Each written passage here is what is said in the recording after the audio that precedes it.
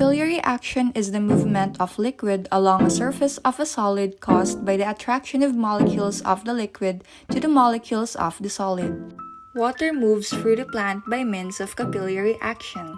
Specifically, the water is pulled through the stem and then makes its way up to the flower. After an hour or two of being in the dyed water, the flower should have clearly showed dyed spots near the edges of its petals. The water that has been pulled up undergoes a process called transpiration, which is when the water from leaves and flower petals evaporates. However, the dye it brought along doesn't evaporate and stays around to color the flower. The loss of water generates low water pressure in the leaves and petals, causing more colored water to be pulled through the stem. By 24 hours, the flower should have gained an overall dyed hue, which darkened a little over time. The stem should have also become slightly dyed in places. Surface tension refers to the elastic tendency of a fluid surface, which makes it acquire the least possible surface area. In this activity, you'll be able to see that pepper flakes floated on the water surface. Pepper is hydrophobic, which means water is not attracted to it.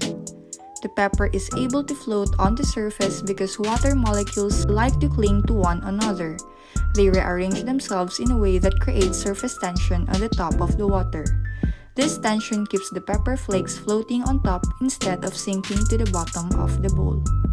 Adding the dishwashing liquid caused the pepper flakes to instantly dart away from the center, or where I place my finger. Soaps and cleaners are designed to break down the surface tension of water. A water molecule is made up of two hydrogen atoms bonded to an oxygen atom. Each end of a water molecule has a slight electric charge. A molecule that has electrically charged areas is called a polar molecule. This uneven distribution of charges across a molecule, making one end positive and the other negative, is called polarity. Vinegar is polar, therefore these electrons are pulled away by hydrogen atoms of water, due to which vinegar is soluble in water. Meanwhile, the structure of an oil molecule is nonpolar. Its charge is evenly balanced rather than having one positive and one negative end. This means oil molecules are more attracted to other oil molecules than water molecules, and water molecules are more attracted to each other than oil, so they never mix.